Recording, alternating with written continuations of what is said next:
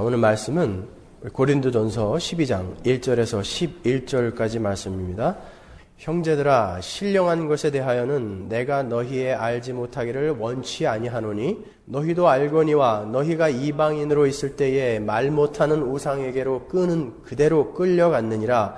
그러므로 내가 너희에게 알게 하노니 하나님의 영으로 말하는 자는 누구든지 예수를 저주할 자라 하지 않고 또 성령으로 아니하고는 누구든지 예수를 주시라 할 수 없느니라. 은사는 여러 가지나 성령은 같고 직임은 여러 가지나 주는 같으며 또 역사는 여러 가지나 모든 것을 모든 사람 가운데서 역사하시는 하나님은 같으니 각 사람에게 성령의 나타남을 주심은 유익하게 하려 하심이라. 어떤 이에게는 성령으로 말미암아 지혜의 말씀을, 어떤 이에게는 같은 성령을 따라 지식의 말씀을, 다른 이에게는 같은 성령으로 믿음을, 어떤 이에게는 한 성령으로 병 고치는 은사를, 어떤 이에게는 능력 행함을, 어떤 이에게는 예언함을, 어떤 이에게는 영들 분별함을, 다른 이에게는 각종 방언 말함을, 어떤 이에게는 방언들 통역함을 주시나니 이 모든 일은 같은 한 성령이 행하사 그 뜻대로 각 사람에게 나누어 주시느니라. 아멘. 오늘은 여러분들이 본문에서 읽어보셨듯이 제가 성령의 은사에 관해서 함께 나눠볼 겁니다. 이 성령의 은사, 사실은 이 부분 때문에 많은 교파들이 갈리고 이단들이 횡행하는 그런 결과를 낳은 부분이기도 합니다. 그러니까 여러분이 잘 들으셔야 돼요. 제가 급한 마음에 한 2편이나 3편 정도에 나누어서 할 설교를 하나에다가 모았습니다. 그러니까 여러분이 잘 들으시고 구별을 명확하게 하세요. 성경에 있는 이야기만 하겠습니다. 제가 체험한 이야기나 이런 이야기는 완전히 배제하고 성경이 뭐라고 이야기하는가만 여러분들에게 찾아서 말씀을 전해드리도록 하겠습니다. 좀 심리학에는 이런 실험이 있습니다. 학생 10명이 교수와 함께 교실에 들어가서 질문과 대답을 하는 그런 실험이 있어요. 근데 9명의 학생은 다 교수와 짠 사람들이고 나머지 1명만 그냥 바보같이 들어가 있는 거예요. 그리고 교수가 질문을 합니다. 미국의 수도는 어디입니까? 1번 워싱턴 DC, 2번 로스앤젤레스. 1번 혼자 들죠? 너무 쉬운 거니까. 근데 나머지 9명이 아무도 안 듭니다. 2번 로스앤젤레스. 그럼 9명이 다 드는 거예요. 두 번째 문제 해가지고 계속해서 문제를 내가는데 너무 쉬운 문제예요. 그리고 1번, 2번 해가지고 손을 들라고 한다고요. 나머지 9 학생들이, 교수와 짠 학생들이 틀린 답 2번에 계속해서 손을 들면요, 이 사람이 그 답이 틀린 것을 알면서도 9번째, 10번째 질문부터는 이 9명의 대답에 같이 따라들기 시작한대요. 100이면 100, 누구나 다. 그게 심리학의 굉장히 유명한 실험의 하나라고요. 오늘날 많은 다수가 마치 담합을 한 듯이 다른 길을 가고 있는데 극소수인 우리가 이렇게 그들과는 반대의 길을 가고 있습니다. 그럼에도 불구하고 여러분들이 이렇게 남아있는 것 자체가 기적이에요. 언젠가 이 중에 어떤 사람들도 이번에 손을 번쩍 들고 떠나갈 것이라는 것을 제가 분명히 알고 있습니다. 그렇지만 그럴 때 저는 결코 당황하지 않을 수가 있습니다. 성경이 분명히 그렇게 이야기하고 있기 때문에 그렇죠. 마지막 때에는 배도하는 자들이 분명히 많이 생길 것이다 라고 이야기하고 있다고요. 어저께 제가 꿈을 꿨어요. 오랜만에 꿈을 꿨는데 비가 막 내리고 있더라고요. 비가 막 내리는데 제가 아는 청년들이 막 교회를 가고 있어요. 굉장히 멋있는 화려한 옷들을 입고 교회를 막 가고 있더라고요. 그래서 어디 가니? 그랬더니 교회 가요 그러더라고요. 근데 계속해서 비가 내려서 홍수가 나고 이 산 꼭대기까지 물이 찼어요. 근데 조그만 뗏목이 있었는데 저희들은 그 뗏목에 타고 있었어요. 거기에 제임스하고 보름이하고 에드가 있었어요. 생각나는 얼굴은 그새 얼마나 꿈이 생생한지 딱 타고 있었는데 조금 전에 교회 간다고 했던 그 학생들이 그 물에 떠내려가는 거예요. 그러면서 물에 빠졌다가 나왔다 빠졌다 나왔다가 막 그러면서 그래서 제가 안타까워서 손을 뻗었는데 손이 닿질 않아요. 그래가지고 막 손을 뻗으라고 소리 지르는데 갑자기 물속에서 어떤 애가 쑥 나오더니 눈을 동그랗게 뜨고 그때 왜 진작 이야기해주지 않았냐고 그러더니 조금 있다가 어떤 애가 또 쑥 올라오더니 머리를 다 풀어헤치고요. 그때 왜 똑바로 얘기해주지 않았냐고. 그래갖고 제가 혼비백산해서 깼잖아요. 아니 나는 얘기했다. 근데 왜 니들이 못 알아듣고 이제 와가지고 왜 그때 얘기 안 해주냐고 그렇게 얘기하냐. 꿈에서 깨가지고 오늘도 바르게 제대로 전해야 되겠다. 그러고 왔어요. 제가 지난주 목요일날 새벽 기도를 오는데 사고가 났어요. 커다란 컨테이너가 그 조그만 차를 덮쳤어요. 그 안에 이제 사람이 타고 있었는데 제가 바로 내렸는데도 어떻게 손을 쓸 수가 없어요. 그 컨테이너를 뭐 어떻게 들 수가 있습니까? 어떻게 합니까? 근데 그 안에서 소리를 막 지르는데 이 컨테이너가 점점 눌러갖고 죽었어요. 그 사람이. 제가 그 안에서 그 사람이 죽어가면서 어떤 생각을 했을까 한번 잠깐 생각을 해봤습니다.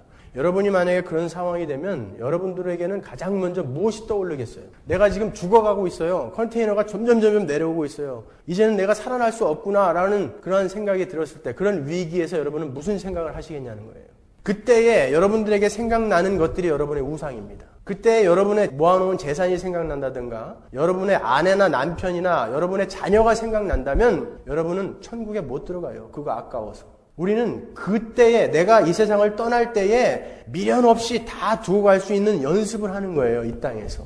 이 땅에서 하나님을 이용해서 오히려 내가 이 세상을 떠날 때에 아까운 것들을 만들어내는 것이 기독교가 아니라는 것이죠. 여러분 천국 가야 되지 않겠습니까? 제가 이제 성령에 대한 설교를 성령 회방죄라는 게 무엇인지에 대해서 제가 한번 설교를 하고 성령에 대한 건 이제 6번으로 이제 마치려고 그래요. 그 성령 회방이 과연 목사가 하는 일을 방해하는 게 성령 회방이다 이렇게 사기치는 그런 사람들이 있잖아요. 목사가 하는 일을 방해하면 그거 성령 회방이다. 그것은 용서받지 못한다. 그렇게 가르치는 사람들이 있잖아요. 나쁜 사람들이. 과연 그게 그 이야기인가를 마지막으로 여러분과 성령 강해는 마치도록 할 거예요. 그렇지만 더 알고 싶은 분들에게 제가 그 책을 소개해 드릴게요. 제가 본 게 거의 한 6,000페이지를 읽었어요. 한 달 넘게. 이 개혁주의 구원론. 여기에서 제가 삼위일체에 관한 많은 인사이트를 얻었어요. J.I. 패커가 쓴 성령을 아는 지식. 정말 아주 훌륭한 신학자입니다. 성령을 아는 지식. 이들은 정확하게 일관성 있는 이야기를 하고 있어요. 근데 도대체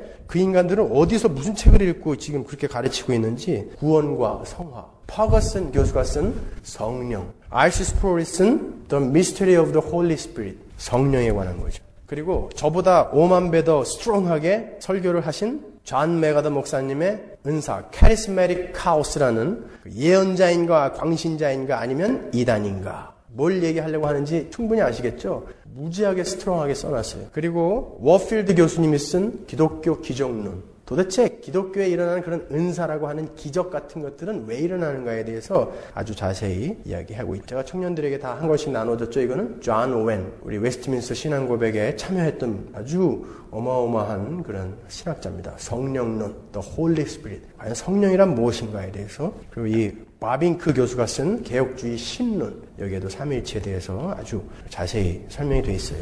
더 알고 싶으신 분들은 이 책들을 참고를 하셔서 읽으시고요. 그리고 책을 읽는 것들을 별로 안 좋아하시는 분들은 이 성령에 관한 설교 테이프를 가져다가 여러 번 들으세요. 제가 6,000페이지를 6개의 설교로 나눠놓은 거니까 요약을 해놓은 거예요. 그도저도 싫다. 그런 사람들은 달마사로 가세요. 저기 알링턴 길에.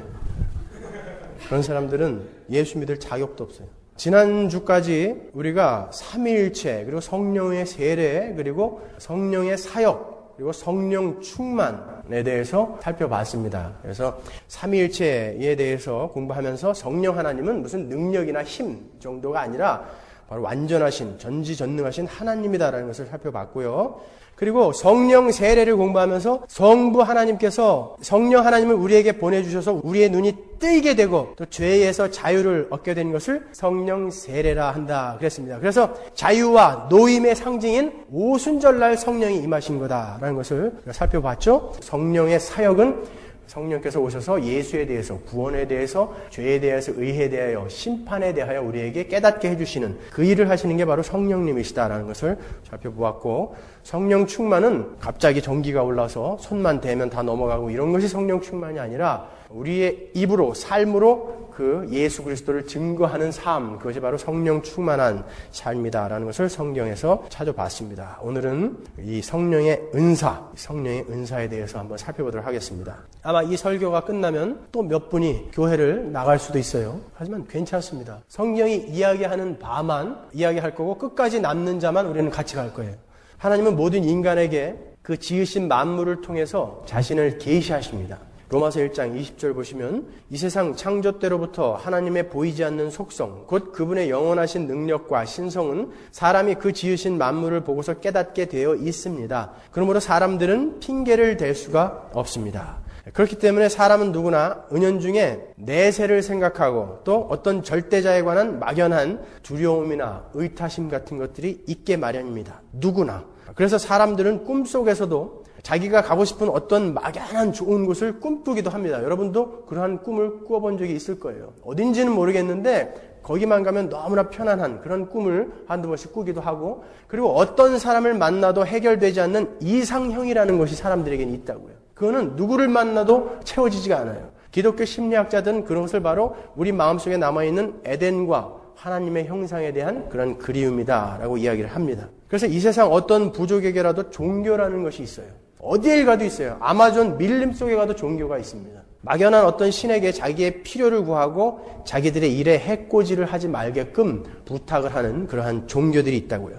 그 신은 자신들보다 능력이 있어야 됩니다. 그래서 모든 종교는 그 종교를 종교답게 만드는 것이 바로 초월이라고요. 초월적이고 신비적인 것들을 사람들은 그 종교의 근거를 삼는단 말이죠. 그러니까 어떠한 종교에도 초월이라는 것은 있어요. 무당도 예언을 하고 무당도 시퍼런 작두에 올라가서 춤을 춘다고요. 다른 사람이 올라가면 금방 발이 두동강이 날 법한 그런 작두에 올라가서 춤을 추고, 또 무당이 쌀을 뿌려놓으면 거기에 갑자기 새 발자국이 찍히기도 하는 이런 초월들이 우리 주변에는 있다란 말이죠. 풍수질이나 미래의 기륭화복을 점치던 사상이 바로 도참 사상이라는 거예요. 이 도참 사상에 따르면 뭐 정감록이라든지 여러 가지 많죠. 그 도참 사상에 따르면 기가 아주 높은 곳으로 유명한 곳이 계룡산입니다. 거기에 가면 많은 신흥 종교들, 유사 종교들이 우후죽순처럼 난립하던 그런 시대가 있었어요. 지금도 마찬가지예요. 지금도 많이 있습니다. 그러나 1984년에 얼마나 그런 신흥 사이비 종교들이 많았으면 정부에서 나서서 다 철거를 해버렸을 정도로. 근데 지금도 많이 있어요. 전 계룡산에 이제 자주 갔죠. 저도 그런 관심이 많았으니까요. 만난 사람 중에 특이한 사람 몇 명이 있는데, 어떤 사람은 가다 보니까 호박을, 둥그런 호박 있잖아요. 누런 거. 그걸 그냥 계속해서 던져요. 굉장히 높이 던져요. 이 호박이 땅에 떨어지는 동안 빌어요. 막 빌고. 근데 이 호박이 땅에 떨어지는데도 안 깨져요, 호박이. 떨어지면 또 들어서 던져.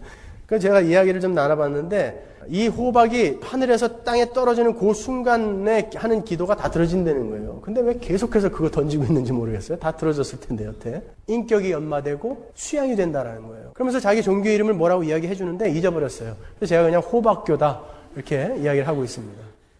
거기에도 신비로운 게 있어요. 어떤 사람은 바늘을 108개를 묶어갖고 이마를 계속 찍고 있어요. 몇십 년 동안 그랬대요. 그러니까 여기가 기밀보다 더 딱딱해요. 이마가. 근데 그 사람이 사는 집을 가봤는데 기중기로도 들 수 없는 어마어마한 그 고인돌 같은 바위 있죠. 그런 바위로 집을 지어놨어요. 이거를 어떻게 지었냐. 이 산꼭대기에다 이 바위로 이 집을 어떻게 지었냐 그랬더니 자기가 들어서 지었대요. 사람이 수십 명 달라붙어도 못 들어요, 그 바위는. 근데 집을 지었더라니까요. 그걸로. 고인돌 같은 큰 바위로. 이렇게 내려오면서 이제 친구들과 이야기를 하는데 그 친구들이 그래요. 뭔가 있는 것 같대요. 뭔가 있는 것 같다는 거예요. 사람들은 이렇게 초월이나 기적 앞에서 굉장히 약해집니다. 뭔가 있는 것 같고, 그런 기적이 있는 곳에 과연 그것이 가짜일까? 뭐 이런 경외심이 들게 마련이에요. 그래서 기독교를 제외한 모든 종교는 바로 그런 초월을 근거로 그 종교의 정당성을 내세운다고요. 그리고 정확하게 자기가 말하는 신에 대해서 알지 못하기 때문에 아주 주술적이에요. 무슨 말인지 알지 못하면서 그냥 주절주절 주문을 외운다든지 불경을 외운다든지, 그리고 의미 없는 기도문 같은 거, 증산도가에서 하는 거 있죠? 의미 없는 기도문 같은 것들을 막 읊조린다든지 아침, 점심, 저녁으로 하면서 자기가 믿는 신을 감동시켜서 자기가 원하는 것을 얻어내는 것, 그것이 바로 종교 아니에요. 그래서 오죽하면은 동천지 감귀신이라는 말이 있어요. 지성이면 감천이다 이라는 거죠. 어떤 귀신이든 내가 빌어서 그게 감동만 하면 내 소원은 들어줄 거다라는 거예요. 사람들은 그러한 초월에 목숨까지 건다고요. 이슬람에 얼마나 많은 초월들이, 신비적인 사건들이 일어나는지 아십니까? 그들은 그런 것에 목숨을 건다니까요. 비행기를 타고 가다가 분명히 이 빌딩을 들어받으면 내가 죽을 거 알면서도 가서 받는다고요. 사람들은 초월 앞에서 그렇게 맥없이 무너진다고요. 인간을 그렇게 무력하게 만들고 엉뚱한 기대를 갖게 만드는 힘이 있는 것이 바로 그러한 초월이나 신비, 기적 같은 거란 말입니다. 그러나 기독교는 기독교를 설명할 때 초월로 설명하지 않습니다. 기독교는 계시를 기독교의 정당성의 근거로 삼는다고요. 그러니까 오직 기독교만이 하나님이 끊임없이 자신을 알리시고 설득하시고 인격적으로 관계를 맺는 종교예요. 다른 종교는 자기가 믿는 신에 대해서 정확히 알지 못하고 자기의 소원이나 비는 그런 종교지만 기독교는 끊임없이 하나님이 인간을 찾아오셔서 자기를 계시하시고 자기를 알리신다고요. 기독교는 기독교의 정당성을 이런 계시에 두고 있다는 것입니다. 그래서 하나님께서 인간을 찾아오셔서 인간을 설득하고 감동을 시키는 게 바로 기독교입니다. 그렇게 초월과 신비를 동원하지 않고도 인격적으로 하나님을 알 수 있게끔 우리 인간이 이해할 수 있는 범위 안에서 완전하게 자신을 계시해 놓으신 것, 그것이 바로 기독교예요. 그래서 기독교는 역사적이며 사실적이며 객관적인 것을 믿는 것이지 초월적이며 신비적인 것에 도움을 받아야 할 만큼 그렇게 가난하지 않다라는 거예요. 왜 자꾸 기독교 안에서도 초월적이고 신비적인 것들을 쫓아다니냐면 자기가 알고 있는 그런 하나님에 대한 지식이 너무 가난하기 때문에 그래요. 너무 알지 못하니까 그런 것으로나마 자기의 마음을 어떻게라도 위로하고 싶은 거예요. 거기에서나마 안전함을 확인하고 싶은 거라고요. 그래서 바울은 갈라디아 사람들에게 이렇게 이야기합니다. 갈라디아서 3장 1절에 보면 어리석도다 갈라디아 사람들아 예수 그리스도께서 십자가에 못 박히신 것이 너희 눈앞에 밝히 보이거늘 누가 너희를 꾀더냐. 기적과 이사와 표적을 구하던 갈라디아 사람들에게 너희들 앞에 십자가가 이렇게 밝히 보이는데 또 무엇을 더 원하느냐 그러는 거예요. 또 무엇을 원하느냐. 기독교는 이 십자가 이것만으로 완전하게 완성되어지는 것인데 또 너희들은 무엇을 원하느냐라고 하는 거예요. 우리는 2000년 전 골고다에선 십자가를 믿는 거예요. 그 십자가를 지신 예수의 사역으로 구원을 받게 되었음을 믿는 믿음으로 천국에 가는 것입니다. 우리는 그 객관적인 사실을 믿는 거예요. 그렇기 때문에 이 객관적인 사실은 변하지 않잖아요. 역사적인 그 사실은 변하지 않기 때문에 우리의 구원은 확실한 것이라고요. 이게 역사적이고 객관적인 사실이 아니라면 우리는 계속해서 흔들릴 거란 말이에요. 그러나 그것은 사실이고 2000년 전에 정확하게 골고다 꼭대기에 이 십자가는 섰기 때문에 우리의 구원은 확실하다라고 우리는 주장할 수 있는 것입니다. 근데 인간들이 얼마나 그 구원을 못 알아먹냐 하면 예수님이 오셨는데도 계속 기적을 보여달라고 그랬어요. 고린도전서 1장 22절 보면 바울이 이렇게 이야기합니다. 유대인은 표적을 구하고 헬라인은 지혜를 찾으나 우리는 십자가에 못 박힌 그리스도를 전하니 유대인에게는 거리끼는 것이요 이방인에게는 미련한 것이로되 오직 부르심을 입은 자들에게는 유대인이나 헬라인이나 그리스도는 하나님의 능력이요 하나님의 지혜니라. 다른 사람들이 생각할 때는 그 십자가는 굉장히 어리석고 미련한 것으로 보인단 말이에요. 그런데 하나님의 백성들에게는 이것만이 이 길만이 하나님의 지혜구나 라는 것을 안다는 것이죠. 거기에 그들의 그 믿음에 초월이나 신비가 보태지지 않아도 그들은 믿어진다고요. 그 십자가만으로. 오늘날 잘못 가고 있는 사람들이 크게 어떻게 갈립니까? 자유주의와 신비예요. 자유주의는 뭐죠? 자기 이성으로 이해되어지는 만큼만 하나님을 인정하고 믿는 거예요. 그러니까 자기 이성으로 이해되지 않는 것, 예수 그리스도의 하나님 되심, 동정녀의 탄생, 부활, 예수님의 기적 이런 건 하나도 안 믿어요. 그럼 뭘 믿는 건지 모르겠어요, 도대체. 자기가 이해되는 것만 믿어요. 그리고 신비, 기복은 뭐예요? 자기들이 알고 있는 게 별로 없으니까 그러한 초월적이고 신비적인 거 이런 것들로 자기들의 신앙을 근거로 삼는다고요. 사도 바울이 정확하게 지적한 유대인은 표적을 구하고 헬라인은 지혜를 찾는다.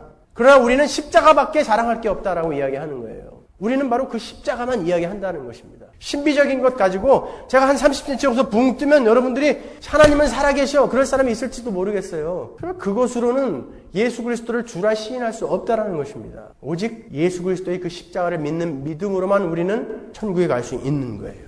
그런 의미에서 성령의 은사를 어떤 신비적이고 초월적인 면으로만 몰고 가는 오늘날 일부 교회들은 아무래도 성경과 많이 빗나가 있는 것처럼 보입니다. 오늘 본문에서 보면은 성령의 은사를 9가지로 나열해 놓고 있어요. 그 중에는 분명히 우리가 우리의 편견을 기준으로 했을 때 은사다운 것들이 있어요. 그죠? 우리의 편견을 기준으로 했을 때 그 중에는 은사다운 것들이 있어요. 예언, 방언, 신유, 영분별 이런 것들이 있다고요. 고린도전서 12장에는.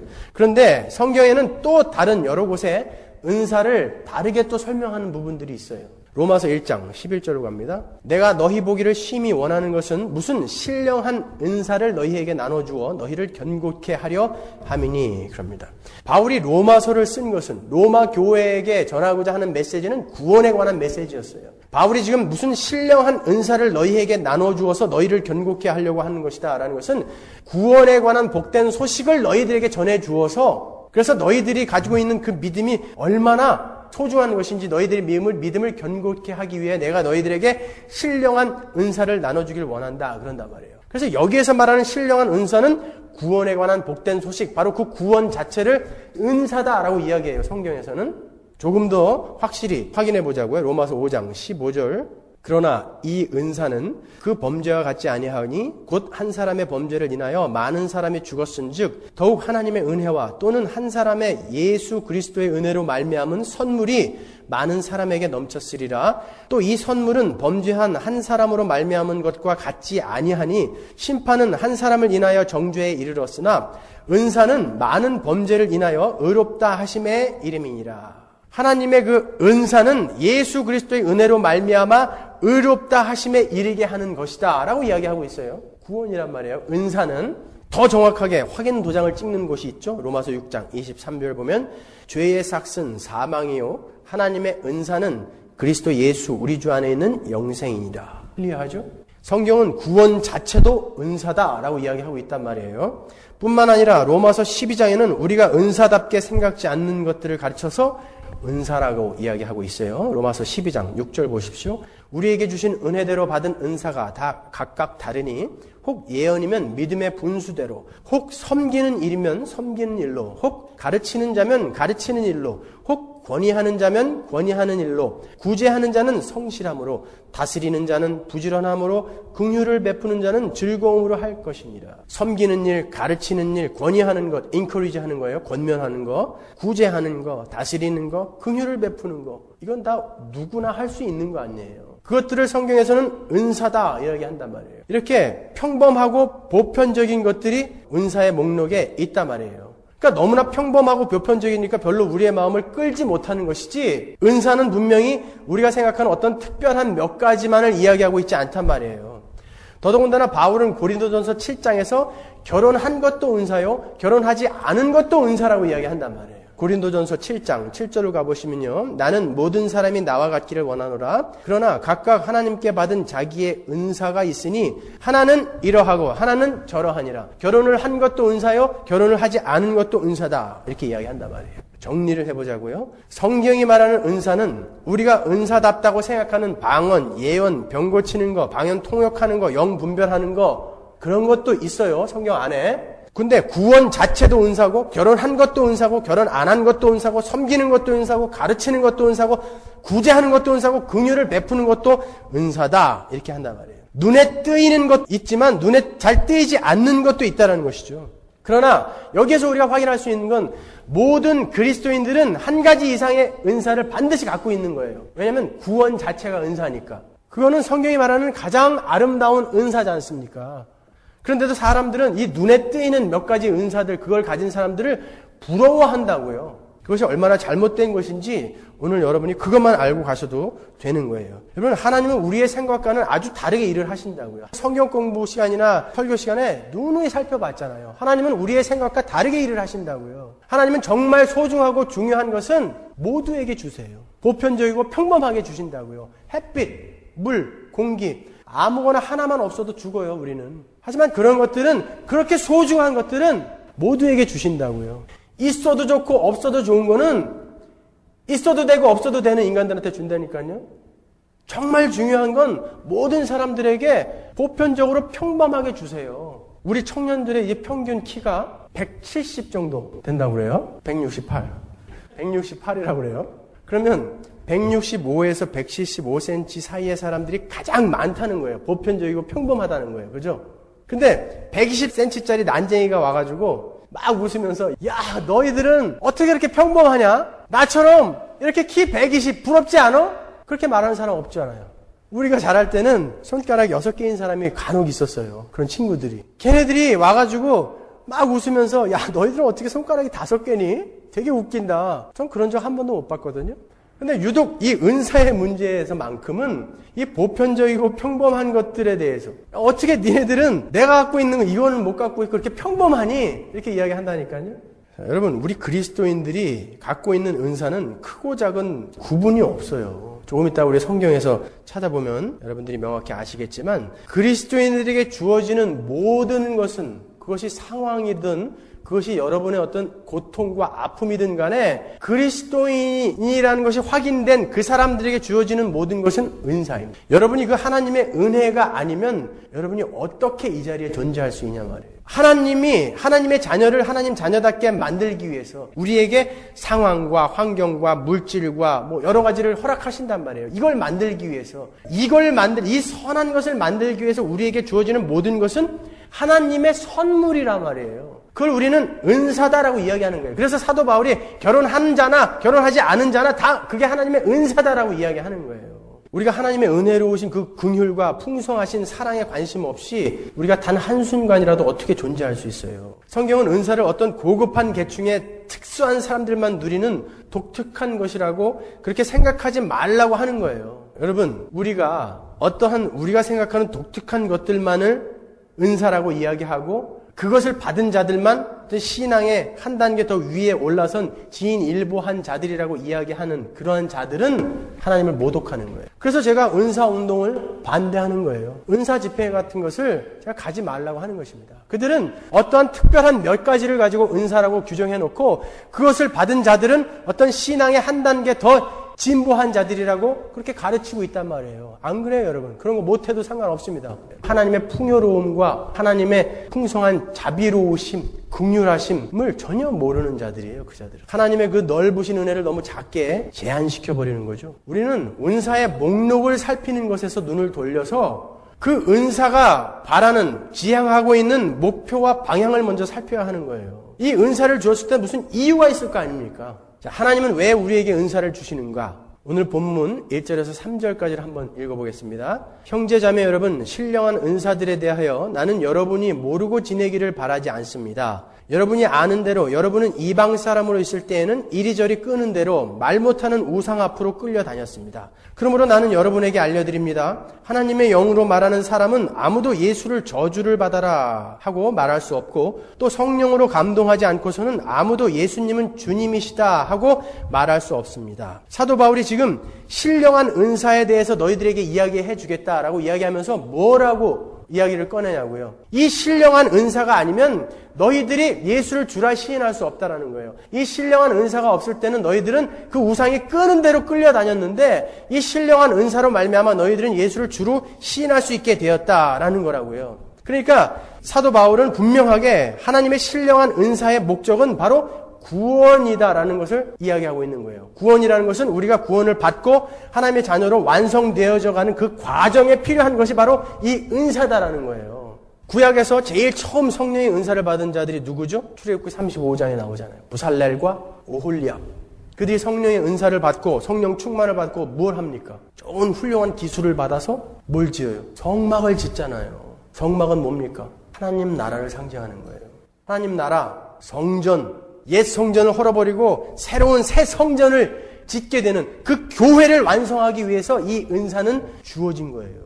은사라는 것은 이렇게 자기를 증명하기 위해서 자랑을 하라고 주어진 게 아니라 자신에게 또는 다른 이들이 예수 그리스도를 아는데 더욱 유익해 하며 교회가 덕을 세우고 하나 되게 하기 위해서 주어진 게 바로 은사예요. 그러니까 만에 하나 여기에 예언을 하거나 신유의 은사를 하거나 또 다른 어떤 특별한 은사를 어떤 사람은 그냥 틈만 나면 떠는 사람 있죠. 그걸 은사라고 하는 사람이 있어요. 그런 사람들 그걸로 하여금 본인이나 옆에 사람들이 예수 그리스도를 아는데 도움이 되지 않고 오히려 저 사람들은 특별한 사람, 우리는 낮은 자, 이런 위화감이나 조성하고 분열을 조성한다면 그건 100% 가짜입니다. 예언을 한다고 하면서 그 사람의 어떤 신앙에 도움을 주지 못하고 오히려 어떤 이 땅에서의 기륭화복이나 자꾸 묻게 만들고 하는 그 자들은 100% 가짜입니다. 그건 거짓 생수를 약속하는 신기루 같은 거예요. 성경이 방향하고 있고 목표하고 있는 그 은사의 방향은 바로 지금 우리가 읽었던 서로에 대해서 유익하게 하며 교회를 완성해가며 교회의 덕을 세우는 게 바로 은사의 목표란 말이에요. 오늘 본문 7절 보세요. 각 사람에게 성령의 나타내심을 주심은 유익하게 하려 함이니라. 유익하게 하려 하심이라. 근데 그 은사들로 말미암아 이 시대의 교회 안에서 얼마나 많은 분열이 일어나고 있냐 말이에요. 다시 한번 정리합니다. 은사라는 것은 우리에게 하나님을 더욱더 깊이 알게 하고 하나님의 사람으로 우리가 더 전진하게 되는 것, 그리고 성도의 유익을 위한 것, 그리고 계시를 더 분명히 하게 하여서 교회를 완성하는 데 초점이 있는 거예요. 그러니까 어떤 특별한 은사를 가진 사람이 우월감을 갖고 있고 평범한 은사를 가진 사람, 부엌에서 밥이나 하고 이런 은사를 가진 사람이 굉장히 열등한 사람으로 취급되어지는 것, 하나님을 모독하는 거예요. 절대 그럴 필요 없는 것입니다. 4절 보시면요, 오늘 본문 은사는 여러 가지나 성령은 같고 직임은 여러 가지나 주는 같으며 또 역사는 여러 가지나 모든 것을 모든 사람 가운데서 역사하시는 하나님은 같다. 왜 은사는 같고 직임도 같고 역사는 같은데 모든 것은 다 한 하나님으로부터 나오는 것이다라고 바울이 굳이 이야기하냐 말이에요. 다 똑같은 거단 말이에요. 나는 예배 끝나면 가가지고 설거지하고 밥하고 어떤 사람은 앉아가지고 기도의 은사 있다고 하면서 계속 기도하고 야 나는 왜 저런 사람들처럼 저런 위대한 신앙을 못 가질까? 그거 아니란 말이에요. 교회라는 무리에게 주어진 목적이 뭐예요? 구원을 받고 하나님의 자녀로 완성되어져서 천국 들어가는 게 교회의 목적 아닙니까? 그 목적을 달성하기 위해서 예수라는 머리에 각 지체로 우리를 붙여놨대잖아요, 성령이. 그 각 지체로 우리는 붙어서 예수라는 머리의 명령을 받고 거기에 순종하면서 이 하나님 나라를 완성시켜 가는 게 바로 이 교회의 목적이란 말이에요. 그래서 우리는 각자의 역할이 있단 말이에요. 눈에 보이는 팔, 다리, 코, 눈 이런 것들이 있는 반면에 정작 중요한 것들은 위, 심장, 간 이런 거는 보이지 않는 안에 들어가 있다고요. 그렇다고 해서 이 보이지 않는 것이 중요하지 않은 게 아니란 말입니다. 그런데도 불구하고 우리는 눈에 띄는 것에만 자꾸 관심을 둔다니까요. 여러분, 선언과 선장과 승객 중에 누가 가장 중요한 거예요? 그 배는 뭘 위해 존재하는 거예요? 승객을 날르려고 배는 존재하는 거예요. 선언하고 그 선장은 비록 멋진 제복을 입고 모자를 쓰고 있지만 이 승객을 안전하게 실어 날리기 위해서 하나님이 몇 명을 세워놓으시는 거라고요. 섬기는 자들이에요. 그들은 특별한 자들이 아니라고요. 제가 여러분 앞에서 이렇게 말씀을 전한다고 해서 제가 더 특별한 은혜를 받고 은사를 받은 사람 아니라는 거예요. 정말 하나님이 사랑하는 자는 승객들이란 말이에요.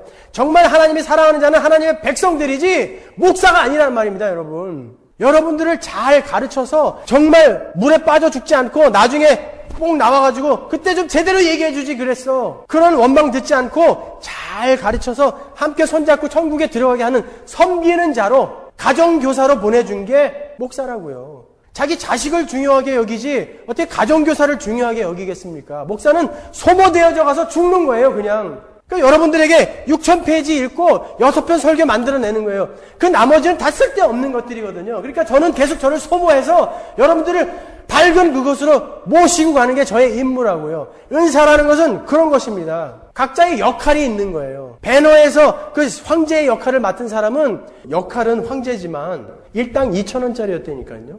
찰턴 헤스턴은 죽어라고 고생하지만 70만 불 개런티 받은 사람이에요. 우리가 이 땅에서 어떤 역할을 맡고 있느냐가 중요한 게 아니라 어떤 게 더 중요한지는 그건 하나님만이 아는 거라고요. 어저께 우리 전도사님이 선교 가갖고 나한테 돈 맡기지 말라고. 왜요? 자기 돈 아니니까요.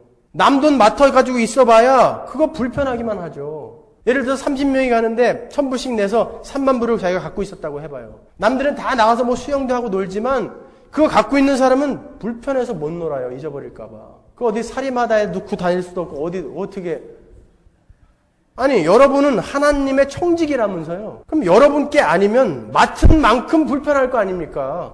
그게 마치 자기 거라고 생각하니까 막 하나님 목 졸리면서 달라고 그러는 거 아닙니까? 가난한 거요? 그 역할 하나님이 맡겨주신 거예요. 현장 감독. 그래요. 돈 맡은 사람은 격리부장이지만 현장 감독이 더 중요해요. 하지만 현장 감독은 현장에서 일하는 인부들과 똑같은 옷 입고 똑같이 일한다고요. 그 떼역볕 아래서. 어떤 게 더 중요하냐 말이에요. 돈 맡아가지고 전전긍긍하는 게 중요한 거예요? 물론 다 중요해요. 다 중요하지만 그것 가지고 여러분들이 신앙의 경중이나 이런 것들을 판단하면 안 된다는 거예요, 여러분. 가난이라는 역할이 맡겨져 있으면 내가 그 역할을 해내야 하나님의 나라가 완성이 되어져 가나 보다. 그 역할에 충실하면 되는 거예요. 무슨 돈 좀 벌었다고 말이죠. 야, 넌 믿음이 없어서 그래. 봐, 나 믿음이 있으니까 이렇게 막 축복해 주시잖아. 그런 개나리들이 있어요, 세상에.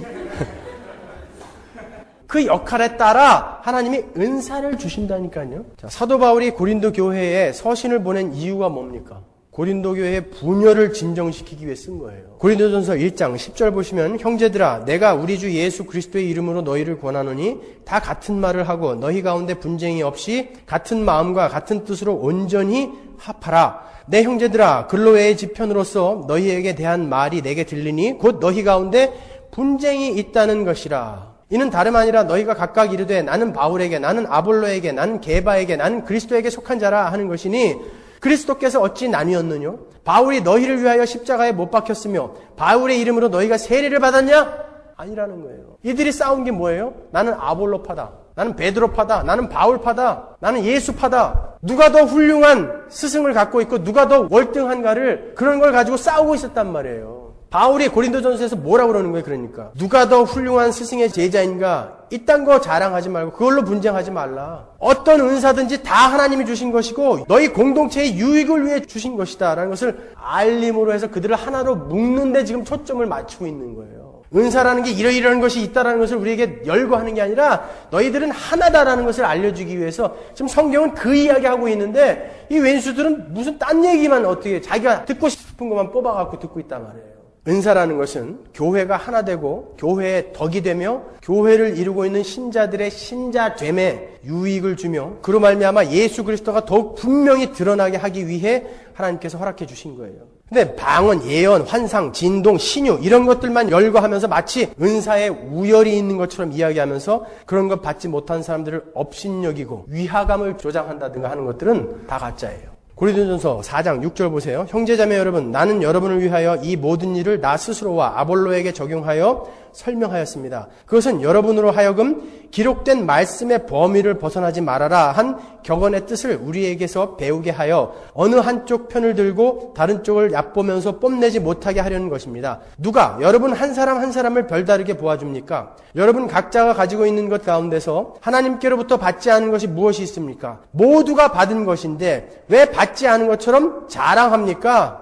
모든 은사는 하나님으로부터 어떤 목적을 향해 우리에게 주어진 거예요. 근데 마치 자기가 잘나서 그런 은사를 받은 것처럼 거들먹거리는 것은 성경에서 한참 빗나간 사람들이죠. 하나님이 어떤 목적과 계획을 위해서 주신 것인데 너희들이 잘나서 신앙이 좋은 사람은 이만큼 큰 은사를 주고 좀 못한 사람은 요만큼 한 걸 주고 그게 아니라 다 하나님의 어떤 목적과 방향을 위해서 주신 것인데 너희들이 왜 자랑하느냐 말이에요. 그런데 마치 자기 기도 받아야 그래야 병 날 것 같고 자기 기도 받아야 일 잘 된다고 이야기하고 그래서 남의 비즈니스에 가서 내 기도 받아 그래야 잘 돼. 그건 마귀예요, 여러분. 그건 예수 믿는 자 아닙니다. 성경은 예수는 누군지 개뿔도 모르는 것들이 돌아다니면서 기도해주고 다니는데 나 환장하겠더라고요. 뭘 기도한다는 거예요, 도대체 뭘? 여러분, 여러분이 죽음에 닥쳤을 때 컨테이너가 나를 누르고 왔을 때 여러분에게 생각나는 게 무엇인지 매일매일 생각하면서 사시란 말이에요. 나는 기쁘게 갈 수 있는지 매일매일 생각하시면서 확인하시란 말이에요. 그게 기독교인들의 종말론적 신앙 아닙니까? 저는 얘기했어요. 분명히 나중에 가가지고 그때 좀 얘기해주지 이렇게 얘기하지 말라고 저한테. 은사를 그처럼 나는 너와 다르다 그런 것을 증명하는 데 쓰는 사람은 나쁜 사람이에요. 왜 성경이 12장 말미에 은사의 목록을 쭉 열고 해놓고 더 큰 은사를 사모하라 이렇게 이야기해 놓은 줄 아십니까? 더 큰 은사는 없다면서요. 은사는 다 똑같다면서요. 그런데 더 큰 은사를 사모하라 그래요. 12장 말미에 그렇게 적어놓고 그 다음에 나오는 게 뭐예요? 12장 다음에 나오는 게 13장이지 뭐예요. 13장은 뭐죠? 사랑장이란 말이에요. 이 은사는 사랑을 근거로 하지 않은 은사는 다 꽝이라는 거예요. nothing이라고 써있다고요. nothing. 내가 가난한 자들을 위해서 민족을 위해서 내 몸을 불태운다 할지라도 분신 자살을 한다 할지라도 사랑이 없으면 예수를 근거로 하지 않는 것이면 nothing이다라는 거예요. 뭐 읽어볼까요? 고린도전서 12장 27절 보시면 너희는 그리스도의 몸이요 지체의 각 부분이라 하나님이 교회 중에 몇을 세우셨으니 첫째는 사도요 둘째는 선지자요 셋째는 교사요 그 다음은 능력이요 그 다음은 병 고치는 은사와 서로 돕는 것과 다스리는 것과 각종 방언을 한 것이라. 다 사도겠느냐? 다 선지자겠느냐? 다 교사겠느냐? 다 능력을 행하는 자겠느냐? 다 병 고치는 은사를 가진 자겠느냐? 다 방언을 말하는 자겠느냐? 다 통역하는 자겠느냐? 너희는 더욱 큰 은사를 사모하라. 내가 또한 제일 좋은 길을 너희에게 보이리라. 그리고 사랑장이 나오는데 And now I will show you the most excellent way가 있다는 거예요. I will show you the way. 그게 사랑인 거예요. 사랑. 아시겠습니까? 더 큰 은사라는 것은 없어요. 하지만 더 큰 은사, 정말 은사의 은사다움은 바로 이 사랑을 근거로 하는 거 아니면 아무것도 아니다라는 거예요. 어떤 기도원에 가면 돌아가셨지만 막 욕하는 분이 있었죠. 여기에서 방언 못하는 이들은 일어나. 그래갖고 개만도 못하다고 욕을 막 했어요. 그 기도원에서는 개도 방언한다고 그랬다고요. 그래서 거기 있는 사람들이 나는 왜 이럴까? 그런 식으로 되는 것은 하나님의 은사의 목표와 방향이 아니라는 거예요. 여러분 우리가 은사라고 주장하는 그런 기적들이나 이러한 우리가 초월적인 어떤 현상들은 예수님을 믿지 않는 자들도 행할 수 있다라고 이야기하잖아요. 우리가 지난주에 살펴본 것처럼 마태복음 7장에 내가 주의 이름으로 귀신을 쫓아냈고 주의 이름으로 능력 행했고 기적을 행했고 주의 이름으로 목사 노릇도 했습니다. 그런데 예수님이 불법을 행하는 자야 내게서 떠나가라 그러잖아요. 예수 믿지 않는 자들도 할 수 있다라는 거예요. 그거는. 근데 그것을 하는 자들은 다 진짜이고 못하는 사람은 가짜라고 그 논리는 어디서 나온 거냔 말이에요. 도대체. 그런 현상이 중요한 것이 아니라 그것이 바로 사랑의 마음을 근거로 나오는 거가 중요한 거라는 거예요. 고린도전서 13장 1절로 갑니다. 내가 사람의 방언과 천사의 말을 할지라도 사랑이 없으면 소리나는 구리와 울리는 꽹과리가 되고 내가 예언하는 능이 있어 모든 비밀과 모든 지식을 알고 또 산을 옮길 만한 모든 믿음이 있을지라도 사랑이 없으면 내가 아무것도 아니요 내가 내게 있는 모든 것으로 구제하고 또 내 몸을 불사르게 내어줄지라도 사랑이 없으면 내게 아무 유익이 없느니라. I am nothing 그러죠. nothing. 아무것도 아니라는 거예요. 그거는. 여기에서 내가 기도해서 산을 저쪽으로 옮겼어도 사랑이 없으면 여기에서 이 사랑 대신에 예수라는 단어들을 넣어보세요. 예수란 말이에요. 그 예수. 예수를 근거로 하지 않은 그러한 은사, 신비적인 것, 초월적인 것은 nothing이라는 거예요. 아무것도 아니라는 거예요. 은사가 그런 것이라면 사도행전에 기록되어진 것처럼 초대교회 때 일어났던 은사들과 기적들은 그럼 도대체 뭔가? 사도행전은 누가복음과 함께 한 번에 기록한 한 권의 책이에요. 누가복음과 사도행전이 따로 떨어져 있는 것이 아니라 한 권의 책이란 말이에요. 그러니까 주제는 한 가지겠죠. 그러니까 사도행전의 주제도 누가복음 1장에 나와 있는 거예요. 누가복음은 뭐에 대해서 기록되어 있는 것입니까? 예수 그리스도와 예수 그리스도의 행적에 대해서 기록되어 있는 거 아닙니까? 예수 그리스도의 이 땅에서의 사역. 사도행전의 기록 목적은 사도들이 일으킨 기적 이런 것들을 통해서 하나님 나라가 확정되어지는 게 사도행전이 아니라 예수가 이 땅에 오셔서 행하신 일이 무엇이며 그분이 어떻게 이 교회를 세워가시고 완성시켜 가시는가를 보여주는 그 책이 바로 사도행전이라고요. 사복음서에서는 예수님이 이 땅에 오셔서 예루살렘에 가서 성전을 청소하시며 복음을 전하시죠. 유대 관원 니고데모에게 복음을 전하시죠. 사마리아 여인에게 복음을 전하시죠. 이방 신하의 아들을 고치신다고요. 예루살렘과 온 유대와 사마리아와 땅 끝까지 예수님이 가시면서 복음을 전한다고요. 사도행전은요. 그들이 예루살렘에서 성령을 받고 복음을 전하다가 스데반이 죽으니까 흩어지죠. 예루살렘에서 복음을 전하다가 흩어지는데 사도행전 8장 1절에 뭐라고 써있죠? 온 유대와 사마리아로 흩어지니라. 예수님께서 성령을 이 땅에 보내셔서 그 예수님의 사역을 지금 제자들을 통해서 하고 계신데 온 유대와 사마리아로 흩으시고 계시다고요. 그리고 심지어는 그렇게 흩어지다가 여왕 간다게의 내시를 구원하신 예루살렘과 온 유대와 사마리아와 땅 끝까지 예수께서 올라가시고 성령이 오셔서 그 예수의 일을 이 땅에서 행하고 계신 게 바로 사도행전이란 말이에요. 그러니까 누가복음은 이 땅에서 예수가 하신 일, 사도행전은 하늘에서 지금 성령을 통해서 예수가 하시는 일, 전부 다 예수에 관한 이야기란 말이에요. 그러면 이 사도행전은 그 구원과 예수 그리스도의 사역과 이 교회의 설립과 완성에 대해서 기록해 놓는 것이 바로 사도행전이란 말이에요. 그러니까 이 사도행전에 나온 그 기적들과 은사들은 뭘 지금 이야기하려고 하는 거예요? 그 구속 사역을 완성하시고 지금 교회를 세우시는 과정을 기록한 게 사도행전이라면 이 사도행전에 나타나는 기적과 이사와 은사들은 이 교회가 어떻게 세워지며 어떻게 완성되어져 가는 것을 우리에게 설명해 주시기 위해서 기록되어진 거예요. 이 사도행전의 여러 기적들과 은사들은 그 교회가 세워지는데 필요한 것들이었단 말이에요. 에베소서 2장 20절 보세요. 너희는 사도들과 선지자들의 터 위에 세우심을 입은 자라 그리스도 예수께서 친히 모퉁이 돌이 되셨느니라. 그의 안에서 건물마다 서로 연결하여 주 안에서 성전이 되어가고 너희도 성령 안에서 하나님의 거하실 처소가 되기 위하여 예수 안에서 함께 지어져 가느니라. 예수 안에서 함께 하나님의 성전으로 이렇게 지어져 가는데 필요한 것들이 그런 기적과 은사들이었단 말이에요. 여러분, 교회는 사도와 선지자들을 통해 말씀하신 그 계시 위에 지어지는 거예요. 당시 이스라엘에는 거짓 선지자, 그리고 거짓 사도들이 많았어요. 가짜들이 많았다고요. 그리고 유대인들도 나름대로 그 유대교를 믿으면서 신앙이 있었어요. 근데 어떤 것이 진짜인지, 그 당시에는 아직 성경이 완성되어지지 않았잖아요. 그렇기 때문에 어떤 것이 진짜인지를 그들에게 알리기 위해서는 이 기적과 초월밖에 없었다고요. 근데 이제 그 계시의 기간을 통해서 성경이 완성이 되어졌단 말이에요. 구원이라는 것은 여러분이 확실히 알아두셔야 되는 게 개인적인 구원이라는 것은 성경에서 이야기한 적이 없어요. 하나님은 창세전에 이 교회라는 무리를 생명책에다 기록해 놓으시고 이 교회라는 무리를 향해서 어떤 일을 하고 계시단 말이에요. 이 계시의 기간 동안에 예수께서 이 땅에서 사역을 마치시고 그 일이 도대체 어떤 것을 의미했던 것인지 그 당시에 초대교회에게 지금 기적과 여러 가지 이사들을 통해서 그 일이 무엇인가 그걸 알리셨다고요. 그리고 그 교회를 세우셨단 말이에요. 거기에. 그거는 단지 초대교회에게만 이야기해 놓으신 것이 아니라 지금 사도행전의 이 초대교회의 어떤 이 특정한 이 잠정적인 시기 동안에 하나님의 교회 전체에게 지금 무슨 계시를 하고 싶은 거예요. 이것이 진짜고 이것은 가짜다. 그리고 그것을 성경에 기록하게 함으로써 봐라. 이제는 이 완성된 말씀을 기초 삼아 근거 삼아 너희들 신앙생활 해라. 교회야. 이 시대에 내 사랑하는 교회야. 내가 지금 사도행전에서 이 설명해 놓은 바로 이것이 참이다. 그 계시의 기간 동안에 그 성경을 완성시켜 나가는 그 기간이란 말이에요. 근데 그 계시의 시간, 그 잠정적인 그 특정한 시간은 이미 이제 종결이 되었고 성경이 완성이 되었단 말이에요. 그래서 이젠 기적과 은사나 신비가 필요 없게 되었단 말입니다. 이거를 알지 못하니까 자꾸 자기들이 불안하니까 그런 신비나 초월 쪽으로 가게 되는 거예요. 내 앞일은 어떻게 될까? 앞일은 여러분의 앞일은 여기 다 기록되어 있잖아요. 천국에 간다면서요. 그게 여러분의 미래죠. 그거 말고 뭘 더 알고 싶으신 거예요?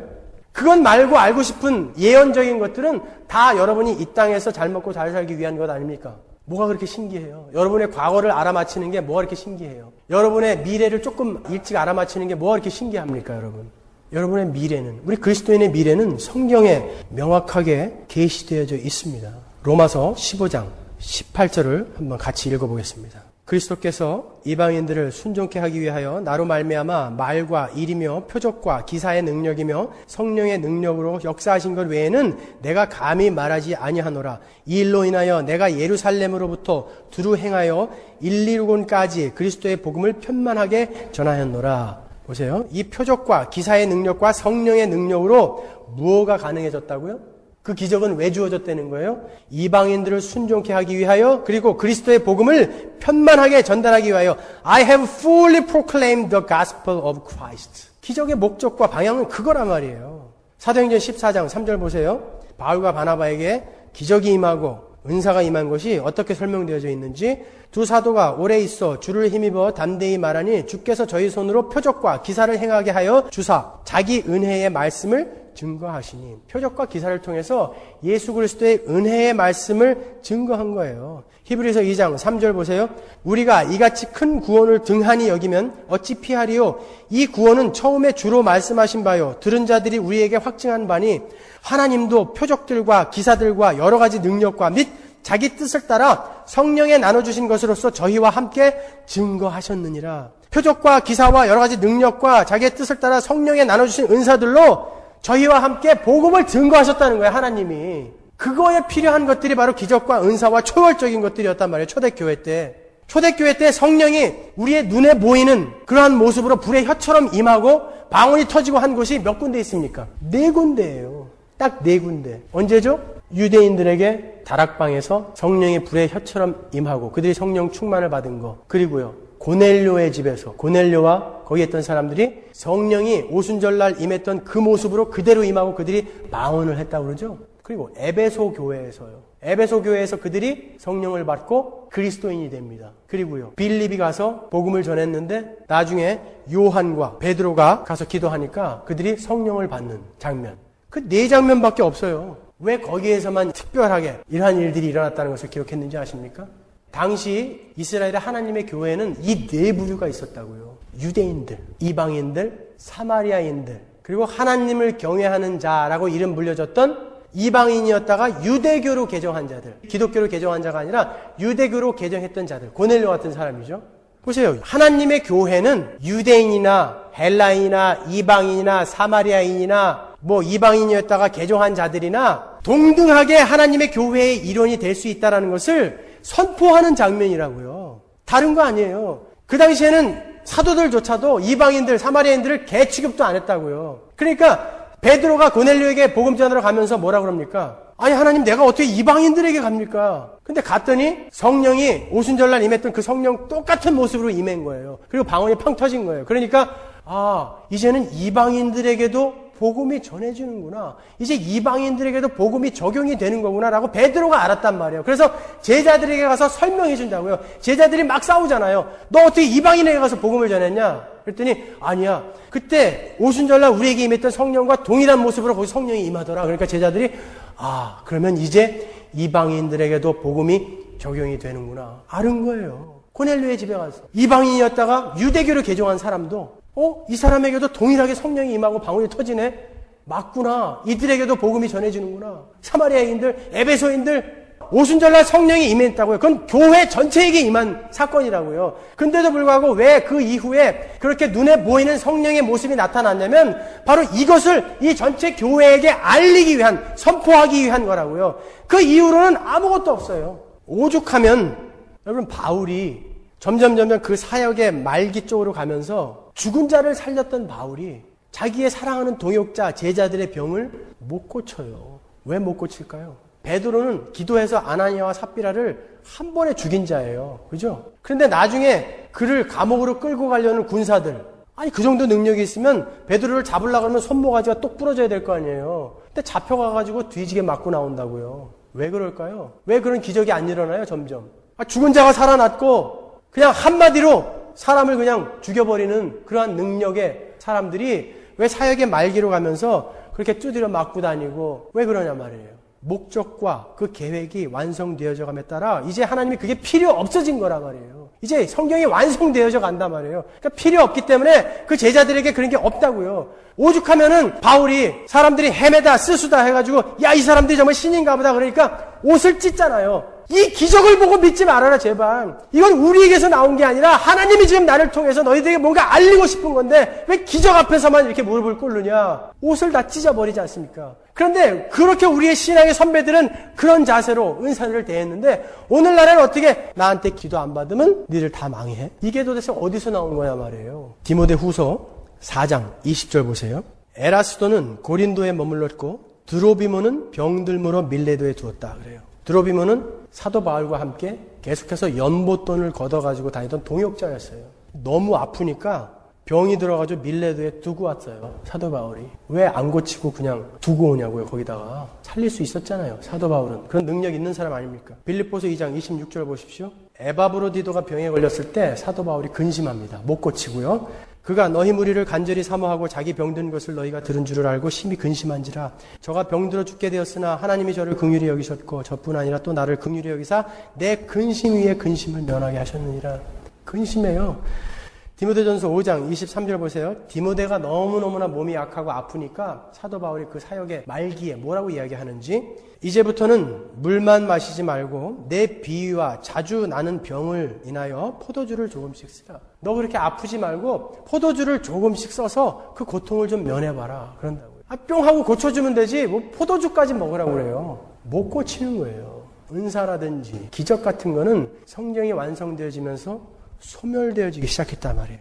이제 교회는 세워졌고 계시는 완성이 되어진 것입니다. 여러분, 교회의 설립과 계시의 완성을 위해서 초자연적인 것들이 동원되었고 그것이 완성된 후에는 그 초자연적인 은사들은 종결되었다고 성경은 이야기합니다. 고린도전서 13장 10절 보세요. 사랑은 언제까지든지 떨어지지 아니하나 예언도 패하고 방언도 그치고 지식도 패하리라. 우리가 부분적으로 알고 부분적으로 예언하니 온전한 것이 올 때에는 부분적으로 더하던 것이 패하리라. 이제 교회는 완전하게 세워졌고 계시는 완성되었어요. 이제 잠정적으로 초대교회라는 특수한 상황에서 쓰여졌던 초월적 은사들은 이제 끊어진 것입니다. 그리고 교회의 지속적인 복리와 성장에 관한 은사들은 지속되어지고 있는 거예요.